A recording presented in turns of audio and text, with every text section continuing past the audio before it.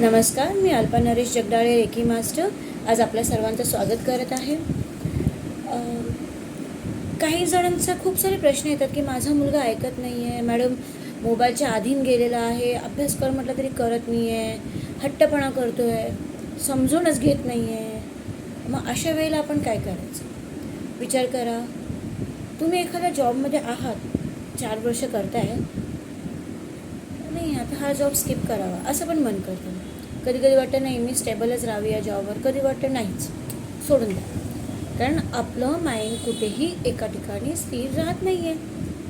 हा एक कारण आपल्याबरोबर होतं. दुसरे कारण, आपण छोट्या छोट्या गोष्टीला नाराज होतो आहे. आई बोलली झालं नाराज, वडील बोलले झालं नाराज, नवरा बोलला झालं नाराज, सासू बोलली झालं नाराज, जाऊन कोपऱ्यात रडायचं, मलाच का वाईट, मी कुठेतरी माझं वर्चस्व का नाही आहे, ऑफिसमध्ये बॉस मलाच ओरडतो आहे, काम तर मीच केलं आहे, क्रेडिट कोणी दुसऱ्याने घेतलं आहे, झालं तरी ओरडा काही मीच खाल्लं आहे. याचं कारण काय असेल, कधी शोधलं आहे का तुम्ही? ओके, चल याचं छोटंसंच कारण आहे तुमचा चंद्रग्रहण.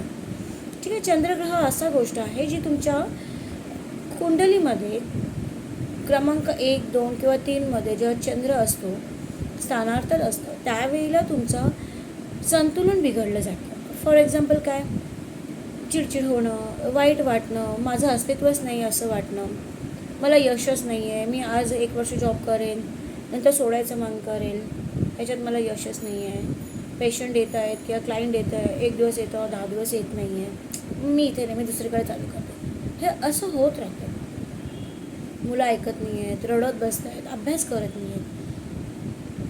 आता याचा छोटासा उपाय करायचा आपण, जो आपल्या सगळ्यांच्या घरी आहे. रेखी तर द्यायचीच आहे की माझ्या राशीतला किंवा माझ्या ग्रहातला जो चंद्रग्रह आहे तो प्रबळ झाला आहे, स्ट्रॉंग झालेला आहे आणि मला कार्यासाठी यश आलेलं आहे. मी पूर्णतः त्या जॉबमध्ये प्रॅक्टिकली राहिलेली आहे आणि त्याच्यात माझी ग्रोथ झालेली आहे. ठीक आहे. आता एक, तुमच्याकडे जर कोणी पाहुण्यांनी पाणी दिलं तर तुम्ही किती पिता?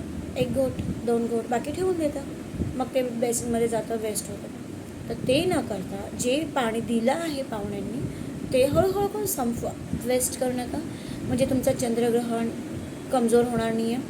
चंद्रमा कमजोर झाला की प्रॉब्लेम होतो, मग चंद्रमा कमजोर आपण करायचंच नाही आहे. दुसरी गोष्ट, कोणालाही चहा लगेच ऑफर करायची नाही. ठीक आहे, कोल्ड्रिंक वगैरे ठीक आहे देऊ शकता, जास्त चहा, दूध आहे त्याच्यामध्ये नाही द्यायचं, कोल्ड्रिंक वगैरे करू शकता किंवा साखर द्या, गोड पाणी द्या. दुसरी गोष्ट मोस्ट इम्पॉर्टंट, जर तुम्ही सातत्याने आजार आहे किंवा आपले मुलं ऐकत नाही आहे तर अशा मुलांच्या उशीखाली रात्री झोपताना 1 काळी मिरी आणि 1 हिरवी मिरची हे ठेवून द्यायची आणि सकाळी छानपैकी आंघोळ वगैरे झाली की ते उचलायची, शिवमंदिरात जायचं, शिवपिंडीवर अर्पण करायचं, जलाभिषेक करायचं आणि तिथे प्रार्थना करायची की हे शिवशंकरा आदिनाथा, तुम्ही ह्या चंद्राला शांत करा आणि माझ्यासाठी यशासाठी, प्रगतीसाठी त्याला तयार करा, शुभ आशीर्वाद द्या. 42 डेज कंटिन्यू करा, तुम्हाला 21 डेजमध्ये चमत्कार दिसून येतील. तुमची हेल्थ सुधारेल, कामात मन लागेल, तुमचं जे वर्चस्व आहे ना, म्हणजे माझा स्वाभिमान कुठेतरी मला टिकवायचा आहे तो टिकून राहील. दुसरी गोष्ट अशी की घरामध्ये आपलं जी मोठेपण राहायला पाहिजे किंवा आपलं वर्चस्व टिकायला पाहिजे तो टिकून राहतो. आपली मुलं आपलं ऐकतात, आपलं नवरा आपलं ऐकतो, इव्हनली आपले सासू आपलं ऐकते. ठीक आहे, काही जणांना हा प्रॉब्लेम्स आहे की सासू सुनांमध्ये प्रॉब्लेम्स होत आहेत, ऐकत नाही आहे, मिसअंडरस्टँडिंग आहे, तर ती तुम्ही गपचूप ह्या उपायाने पूर्ण करा. Thank you reiki, thank you everyone.